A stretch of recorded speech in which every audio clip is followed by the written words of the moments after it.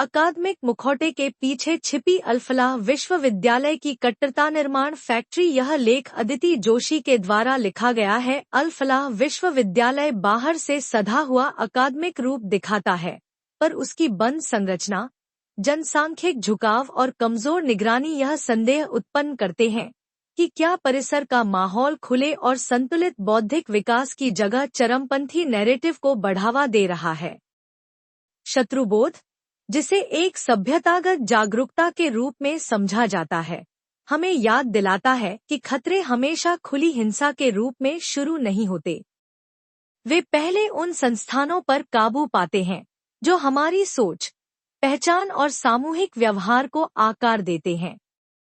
यह एक ऐसा दृष्टिकोण है जो समाज को भीतर से प्रभावित करने वाली शक्तियों के प्रति सतर्क रहने पर जोर देता है, खासकर तब जब वे खुद को तटस्थ या विकासकर्ता बताकर छुपाती हैं। अल-फलाह विश्वविद्यालय (AFU) इसका बहुत साफ उदाहरण है। 1997 में एक इंजीनियरिंग कॉलेज के रूप में शुरू हुआ और 2014 में विश्वविद्यालय बना।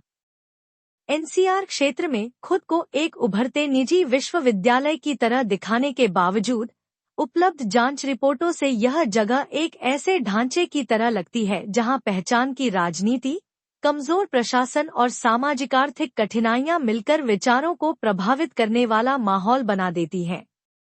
यहाँ की जनसांख्यिकी, जिसमें कई विद्यार्थी ऐसे क्षेत्रों से आते थे जहां कट्टरता तेजी से फैल सकती है, और साथ ही ट्रस्ट आधारित संचालन और ढीली निगरानी ऐसे समूहों के उभार को आसान बनाते हैं जो संस्था के शैक्षिक उद्देश्य पर हावी हो सकते थे। विशेषज्ञों के अध्ययन के अनुसार असंतोष का संचय, सामाजिक एकरूपता और बिना रोकटोक चलने वाली विचारधाराएं मिलकर किसी भी स्थान को चरमपंथी दृष्टिकोणों के प्रारंभिक पोषक क्षेत्र में बदल सकती हैं। इस दृष्टि से AFU का महत्व केवल उन व्यक्तियों से जुड़ी जांचों के कारण नहीं है जिन पर लाल किले के बम विस्फोट के संबंध में चरमपंथी गुटों से संबंध के आरोप लगे, बल्कि इसलिए भी कि यह दिखाता है कि एक शिक्षण संस्थान धीरे धीरे किस तरह एक विशेष विचारधारा के दायरे में सिमट सकता है। संस्थागत कमजोरियों और नियंत्रित जनसांख्यिकीय समूह AFU में यह स्पष्ट करते हैं कि कॉलेज और विश्वविद्यालय कभी अनजाने में और कुछ हालात में जानबूझकर चरमपंथी विचारधाराओं के वाहक बन सकते हैं। यह शत्रुबोध के उस सिद्धांत को दोहराता है कि कट्टरता की जड़ें प्रायः संस्थागत ढांचे पर कब्जे से ही बढ़ती हैं। ट्रस्ट संरचना और उसका प्रारंभिक प्रभाव 1997 से 2014 स्थापना के समय से ही अल-फलाह चैरिटेबल ट्रस्ट, जो ओखला से संचालित होता है, AFU की पूरी व्यवस्था का केंद्रीय आधार रहा। संस्था से जुड़े लगभग सभी प्रमुख निर्णय, वित्त, नियुक्तियां, पदोन्नतियां, स्टाफ चयन और दीर्घकालिक दिशा ट्रस्ट ही तय करता था। इस कारण AFU एक ऐसे शैक्षणिक संस्थान के रूप में विकसित नहीं हो पाया जहां जिम्मेदारियां व्यापक रूप से बांटी जाए, बल्कि यह धीरे धीरे एक निजी ट्रस्ट का विस्तारित रूप बन गया, जहां अधिकार अत्यधिक केंद्रीकृत थे। इस व्यवस्था के कारण कई कमजोरियां उभर कर सामने आईं, जो लगभग अपेक्षित थी। AFU का संचालन पूरी तरह ट्रस्ट नियंत्रित ढांचे पर आधारित था, जहां बाहरी जांच या स्वतंत्र निगरानी की लगभग कोई व्यवस्था नहीं थी। भारत में निजी ट्रस्ट उन पारदर्शिता मानकों के अधीन नहीं होते जिनका पालन बोर्ड, सीनेट या स्वतंत्र निरीक्षण समितियों द्वारा संचालित विश्वविद्यालयों में किया जाता है। इसी कारण AFU का पूरा प्रशासन उन बाहरी नियंत्रण तंत्रों से काफी हद तक मुक्त था, जो सामान्यतः हित संघर्ष, राजनीतिक दबाव या विचारगत प्रभाव से शैक्षणिक संस्थानों की रक्षा करते हैं। नेतृत्व भी लगभग पूरी तरह उसी ट्रस्ट केंद्रित नेटवर्क से आता था, जिससे विचारों में एकरूपता और संरचनात्मक समानता मजबूत होती गई। ऐसी स्थिति स्वाभाविक रूप से असहमति को हतोत्साहित करती है और उस विविधता को सीमित करती है जो किसी सजीव शैक्षणिक संस्थान के लिए आवश्यक मानी जाती है। शत्रुबोध के दृष्टिकोण से इस प्रकार की विचारगत एकरूपता विशेष रूप से बंद और अपारदर्शी प्रशासनिक इकाइयों में सामूहिक सोच और आंतरिक बंदिशों का शुरुआती संकेत मानी जाती है। इसके अतिरिक्त एएफयू का बड़ा और नगर से अलग-थलग परिसर भी एक महत्वपूर्ण कारण बना। जहां यह भौगोलिक स्वरूप संचालन के लिए सुविधाजनक था, वहीं यह शासन व्यवस्था के दृष्टिकोण से जोखिमपूर्ण भी साबित हुआ। किसी एक ट्रस्ट के नियंत्रण में चलने वाले शहर से दूर स्थापित विश्वविद्यालय अक्सर एक स्वयंपूर्ण तंत्र का रूप ले लेते हैं, जहां अनौपचारिक पदक्रम और संरक्षण आधारित नेटवर्क बिना रोकटोक विकसित होते हैं। बाहरी जांच के लगभग अभाव और आंतरिक समूहों की मजबूत आपसी निर्भरता ने परिसर को एक बंद दुनिया में बदल दिया। ऐसी संरचना जो स्वभावतः पारदर्शिता, आलोचना और सुधार के प्रति प्रतिरोधी हो जाती है। संरचनात्मक सुधारों के बिना विश्वविद्यालय का दर्जा 2014 के बाद 2014 में हरियाणा प्राइवेट यूनिवर्सिटीज संशोधन अधिनियम के तहत मान्यता मिलने के बाद जब अल-फलाह इंस्टीट्यूट यूनिवर्सिटी में परिवर्तित हुआ, तब यह एक अत्यंत महत्वपूर्ण चरण था जहां संरचनात्मक सुधार केवल अपेक्षित ही नहीं, बल्कि अनिवार्य थे। विश्वविद्यालय बनने के बाद संस्था को पाठ्यक्रम विकास, शोध नीति, वित्तीय संचालन, शिक्षक नियुक्ति और आंतरिक नियमन के मामलों में व्यापक स्वतंत्रता मिलती है। अधिक स्वतंत्रता मिलने पर संस्थान से अपेक्षा की जाती है कि वह मजबूत प्रबंधन, विविध नेतृत्व और साफ सुथरी प्रक्रियाएं विकसित करे। लेकिन एएफयू में यह प्रक्रिया सार्थक सुधार तक नहीं पहुंची। इसके विपरीत अल-फलाह चैरिटेबल ट्रस्ट की प्रशासनिक संस्कृति लगभग बिना किसी बदलाव के जारी रही और विश्वविद्यालय बनने के बाद भी संरचना वही रही और नया दर्जा केवल पुराने केंद्रीकृत मॉडल का विस्तार साबित हुआ। सुधारों का अभाव कई स्तरों पर स्पष्ट था। प्रशासनिक ढांचा संकुचित ही रहा, नेतृत्व भूमिकाओं में कोई विविधता नहीं आई, स्वतंत्र निरीक्षण तंत्र विकसित नहीं हुआ और नियुक्ति, वित्तीय जांच व शैक्षणिक मानकों की प्रक्रिया अस्पष्ट रही। इस तरह की व्यवस्था स्थिरता नहीं, बल्कि संस्थागत ठहराव दिखाती है। औपचारिक दर्जा तो बढ़ा, पर उत्तरदायित्व और शैक्षणिक मानकों में जरूरी प्रगति नहीं हुई। जनसांख्यिक प्रोफाइल, संस्थान में आने वाले विद्यार्थियों की प्रकृति अल-फलाह विश्वविद्यालय में प्रवेश लेने वाले विद्यार्थियों की जनसांख्यिक बनावट कुछ ऐसे पैटर्न दिखाती है जो कट्टरता जोखिम के अध्ययन में बहुत महत्वपूर्ण माने जाते हैं। एक बड़ा हिस्सा मेवात, नूंहा से आने वाले विद्यार्थियों का था। वह जिला जिसे आंतरिक सुरक्षा आकलनों में लगातार उन क्षेत्रों में गिना गया है जहां धार्मिक कट्टरता का जोखिम सबसे ज्यादा माना जाता है। इसके पीछे सामाजिकार्थिक अभाव, राज्य की कमजोर उपस्थिति और बाहरी तत्वों द्वारा लंबे समय से की जा रही विचारगत पैठ जैसे कारण हैं। ऐसे माहौल से आने वाले विद्यार्थी पहले से मौजूद असंतोष, सघन सामुदायिक पहचान और विविध शैक्षणिक संस्कृतियों के सीमित अनुभव के साथ आते हैं। इसी कारण जब वे किसी बंद प्रकार के संस्थागत वातावरण में पहुंचते हैं, तो असंतोषाधारित आख्यानों को अपनाने की उनकी संभावना और बढ़ जाती है। दूसरा बड़ा छात्र समूह पश्चिमी उत्तर प्रदेश और बिहार से आता था, ऐसे क्षेत्र जहां आर्थिक कठिनाइयां और पहचान से जुड़ी असुरक्षा काफी गहरी है।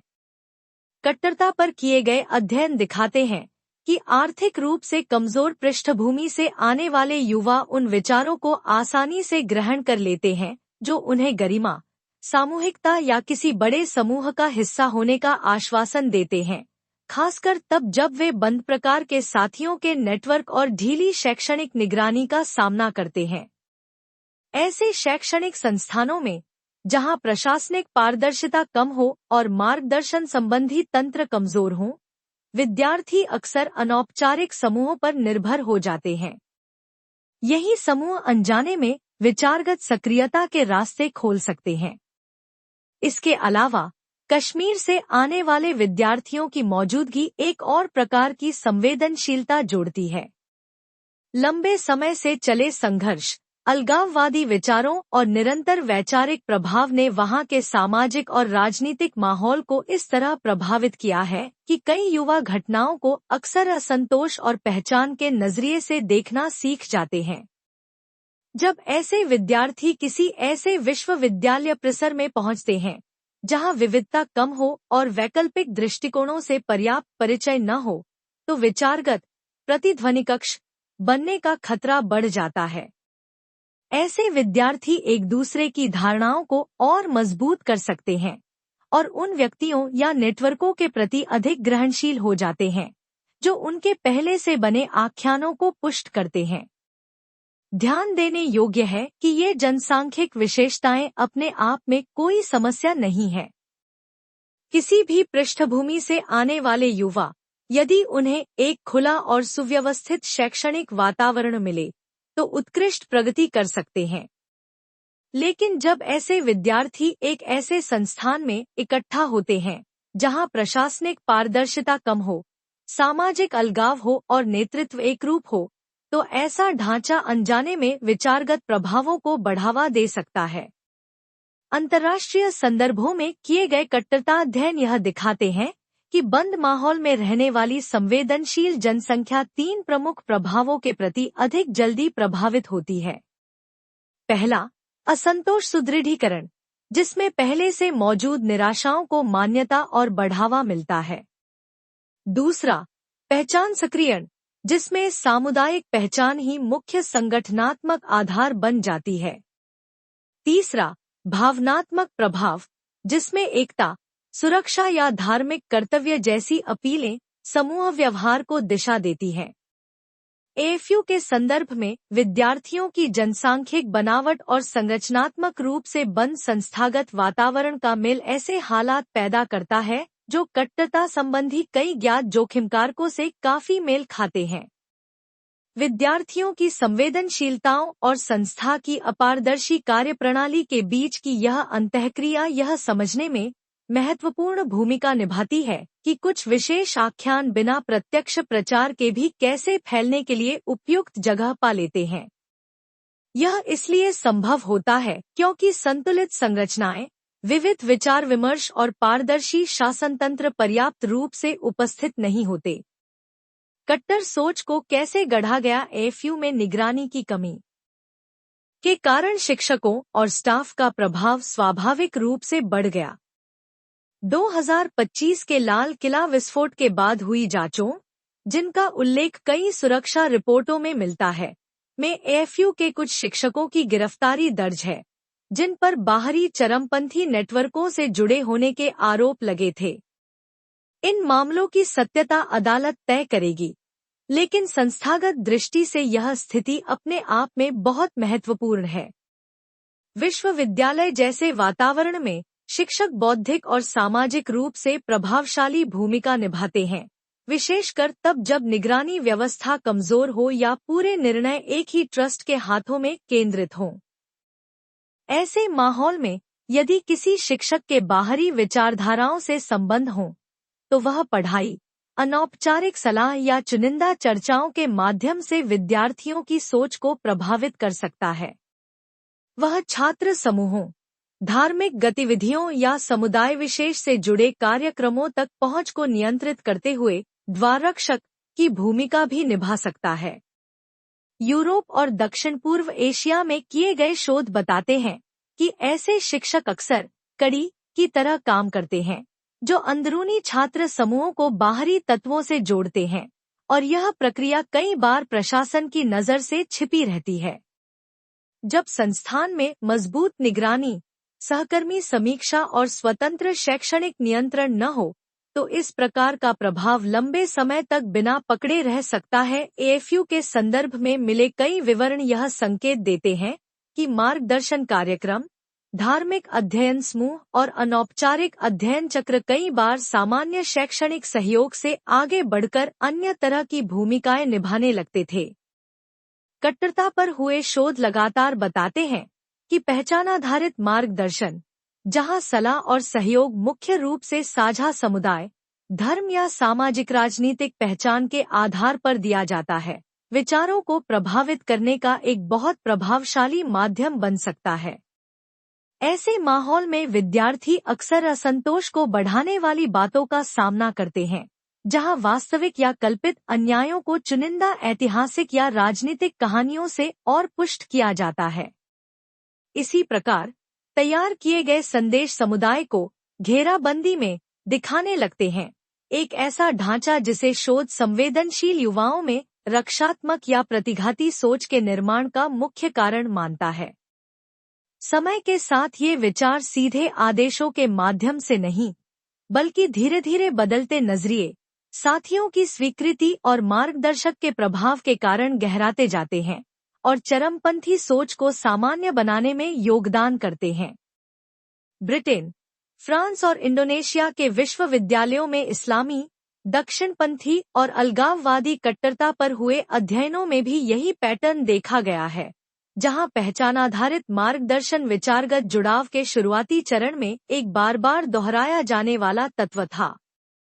एएफयू से जुड़े आवासीय ढांचे, जैसे छात्रावास, ट्रस्ट द्वारा प्रबंधित किराए के मकान और अनौपचारिक साझा आवास, संस्थान की जोखिम प्रोफाइल का एक महत्वपूर्ण हिस्सा बनते हैं।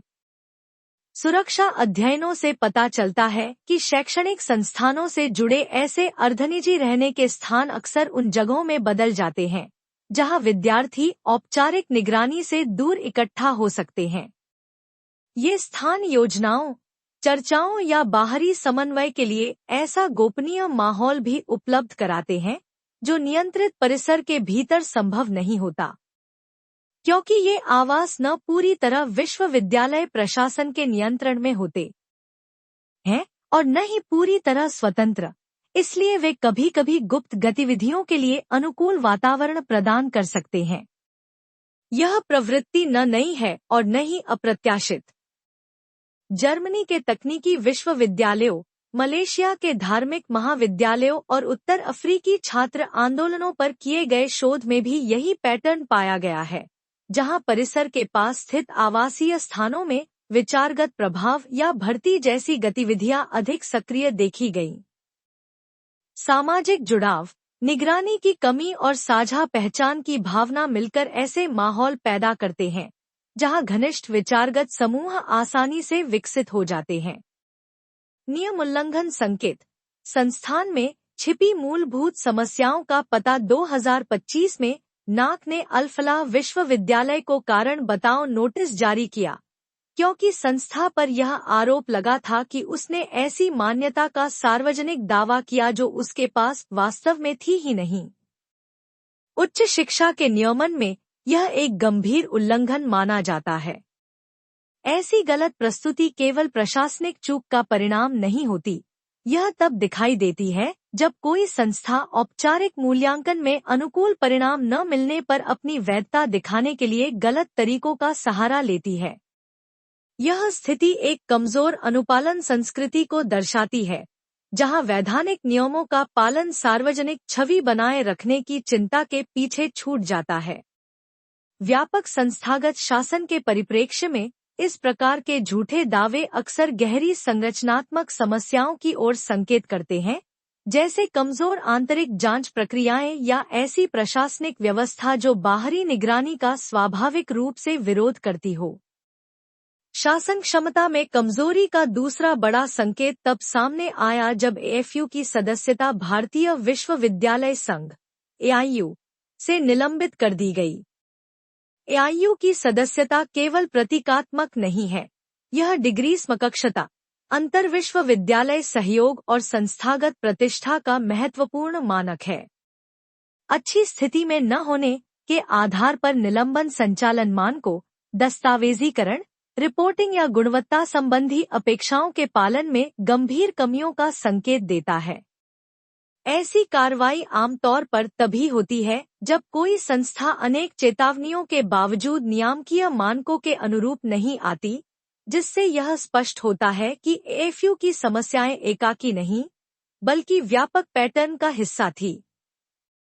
समग्र रूप से ऐसी चूकें एएफयू की प्रशासनिक व्यवस्था में मौजूद गहरी कमजोरियों को उजागर करती हैं। ये गलत रिपोर्टिंग, कमजोर आंतरिक जांच और ऐसे ढांचे की ओर इशारा करती हैं जिसे आसानी से बदला जा सकता है या पूरी तरह नजरअंदाज किया जा सकता है। संस्थागत कट्टरता पर किए गए शोध बताते हैं कि जहां नियमों का पालन ढीला हो, वहां विचारधारा आधारित नेटवर्कों को रोकना बहुत मुश्किल हो जाता है। कमजोर दस्तावेजीकरण, अस्पष्ट निर्णय प्रक्रिया और बाहरी निगरानी की कमी ऐसे खाली स्थान बना देती है जहां बिना रोकटोक प्रभाव पनप सकते हैं। इस दृष्टि से एएफयू की ये कमियां सिर्फ तकनीकी गलती नहीं है। ये शुरुआती संकेत है कि संस्थान की संरचना पारदर्शिता और उत्तरदायित्व को कमजोर कर रही है, जिससे विचारगत कब्जे का जोखिम और बढ़ जाता है। नैरेटिव से नेटवर्क तक सार्वजनिक जांच रिपोर्टें बताती हैं कि एएफयू में कथित चरमपंथी झुकाव एक बहुचरणीय प्रक्रिया थी, जो कैंपस आधारित कट्टरपंथी भर्ती पर हुए वैश्विक अध्ययनों जैसे पैटर्न दिखाती है। यह प्रक्रिया आम तौर पर उन विद्यार्थियों की पहचान से शुरू होती है जो किसी न किसी तरह की असुरक्षा, आर्थिक दबाव या मानसिक अस्थिरता से गुजर रहे होते हैं। ऐसे युवाओं को इसलिए आसान लक्ष्य माना जाता है क्योंकि वे उन बातों पर जल्दी विश्वास कर लेते हैं जो उन्हें मतलब, अपनापन या किसी तय विचारधारा का भरोसा देती हैं। इस शुरुआती पहचान के बाद विद्यार्थियों को कथित रूप से ऐसा चुना हुआ विचारधारात्मक सामग्री दिखाई जाती थी, जिसमें इतिहास, राजनीति या धार्मिक पहचान की एक तरफा व्याख्याओं पर जोर दिया जाता था। दक्षिण एशिया की कई विश्वविद्यालयों पर किए गए शोध बताते हैं कि इस तरह की शुरुआती सामग्री विद्यार्थियों को आगे की गहरी विचारधारात्मक पकड़ के लिए तैयार करने के उद्देश्य से इस्तेमाल की जाती है। इसके बाद इन विद्यार्थियों को कथित तौर पर पहचान आधारित सामाजिक समूहों में अलग थलग कर दिया जाता था। यह तरीका रेडिकलाइजेशन के शोध में अच्छी तरह पहचाना जाता है। अलग थलग करने का उद्देश्य दो होता है। पहला, विद्यार्थियों को वैकल्पिक या संतुलित विचारों से दूर रखना, और दूसरा, समूह पर भावनात्मक निर्भरता बढ़ाना। ऐसे नियंत्रित सामाजिक दायरों में शिकायत आधारित कथाओं के माध्यम से विचारधारा थोपने की प्रक्रिया चलती है। शिकायतें, चाहे वे ऐतिहासिक हों, राजनीतिक हों या व्यक्तिगत, इन्हें चुनकर बढ़ा चढ़ाकर पेश किया जाता है ताकि सामूहिक पीड़ित होने की भावना मजबूत हो सके। विशेषज्ञ इसे चरमपंथ की शुरुआत के रूप में पहचानते हैं। जांचों से यह भी संकेत मिला है कि कट्टर विचारों से जुड़ाव रखने वाले कुछ शिक्षकों ने यह देखने में भूमिका निभाई होगी कि कौन से विद्यार्थी वफादारी, विचारधारा समझने की क्षमता या आगे उपयोगी साबित होने की संभावनाएं दिखाते हैं। यह चरण पाकिस्तान की पंजाब यूनिवर्सिटी और कुछ बांग्लादेशी मदरसा यूनिवर्सिटी मॉडलों में पाए गए पैटर्न से मेल खाता है, जहां शिक्षक गेटकीपर की तरह काम करते हैं और विद्यार्थियों को बड़े चरमपंथी नेटवर्कों से जोड़ने का काम करते हैं। इन अंदरूनी फिल्टर से गुजरने वाले विद्यार्थियों को कथित रूप से बाहरी हैंडलरों से मिलवाया जाता था, जिससे विचारधारा से जोड़ने की प्रक्रिया संगठनात्मक जुड़ाव में बदल जाती थी। इस अगले चरण को आसान बनाने में परिसर से जुड़े रहने के स्थानों ने महत्वपूर्ण भूमिका निभाई, क्योंकि वे लॉजिस्टिक केंद्र की तरह काम करते थे। ऐसी आधेनिजी जगहों ने कथित तौर पर मुलाकात के स्थान, रहने की व्यवस्था या सुरक्षित ठिकाने का रूप लिया। यह पैटर्न मध्य पूर्व के कई संस्थानों में दर्ज प्रक्रियाओं जैसा है, जहां निजी छात्र आवास कट्टरपंथी गतिविधियों को छिपाने का साधन बन जाते हैं। इस प्रक्रिया के अंतिम चरण में नए लोगों को चरमपंथी नेटवर्क में जोड़ा गया, जिससे केवल विचारधारात्मक झुकाव रखने वाले युवाओं का बदलकर सक्रिय रूप से शामिल होने की ओर जाना संभव हुआ। यह वही प्रवृत्ति है जिसे वैश्विक रेडिकलाइजेशन मॉडलों में व्यापक रूप से पहचाना गया है। कुल मिलाकर पहचान से शुरू होकर ऑपरेशनल चरण तक पहुंचने वाला यह कथित क्रम पाकिस्तान, बांग्लादेश और मध्य पूर्व की कुछ विश्वविद्यालयों में दर्ज मॉड्यूलों से काफी मेल खाता है। यह समानता यह दिखाती है कि एएफयू की संरचनात्मक कमजोरियां कोई अलग-थलग समस्या नहीं थी, बल्कि उस बड़े पैटर्न का हिस्सा थी जो उन शैक्षणिक संस्थानों में देखा जाता है जहां शासन व्यवस्था कमजोर होती है, निगरानी सीमित होती है और पहचान आधारित नेटवर्क बहुत प्रभाव डालते हैं। एएफयू शत्रुबोध के विषय में क्या उजागर करता है? अल-फलाह विश्वविद्यालय को किसी एकांत या आकस्मिक विचलन के रूप में नहीं देखा जा सकता। इसका पूरा क्रम उन संरचनात्मक पैटर्न से मिलता है जो कई संस्थानों में दिखाई देते हैं, जहां पहचान आधारित नेटवर्क बहुत अधिक प्रभाव डालते हैं। एएफयू यह बताता है कि उच्च शिक्षा के संस्थान जब पारदर्शिता और स्वतंत्र निगरानी के बिना चलाए जाते हैं, तो धीरे धीरे ऐसे माहौल में बदल सकते हैं जहां विचारधारा का केंद्रीकरण आसानी से हो सके।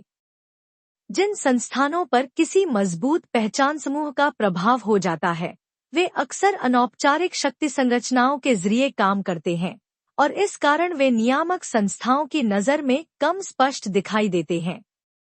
जब ऐसे संस्थान सामाजिक और आर्थिक रूप से कमजोर पृष्ठभूमि से आने वाले विद्यार्थियों को भी आकर्षित करते हैं, तो यह मेल ऐसा वातावरण बना देता है जहां विचारधारात्मक ढालना चुपचाप हो सकता है, बिना किसी सार्वजनिक संकेत या औपचारिक योजना के।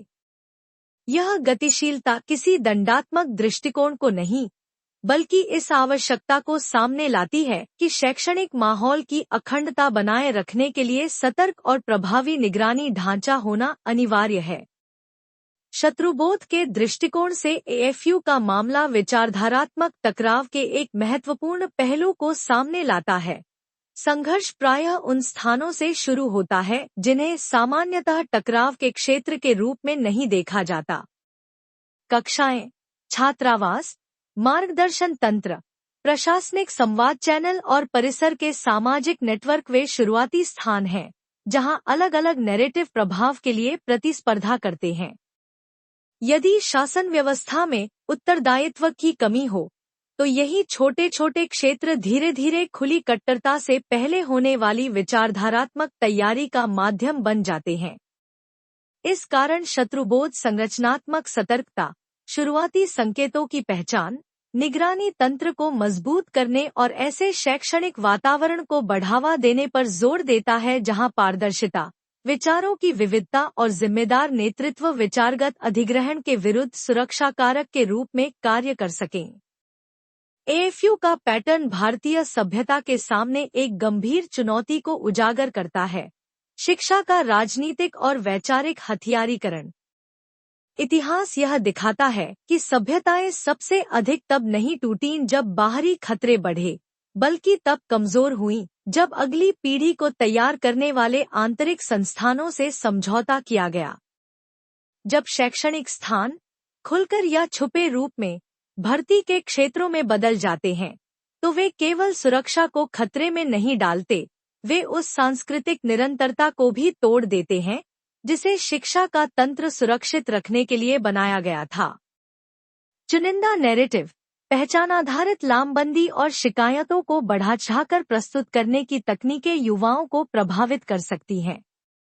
ऐसे तरीके विद्यार्थी को बौद्धिक खोज के नाम पर एक ऐसे व्यक्ति में बदल देते हैं जो अनजाने में विचारधारात्मक उद्देश्यों को आगे बढ़ाने लगता है।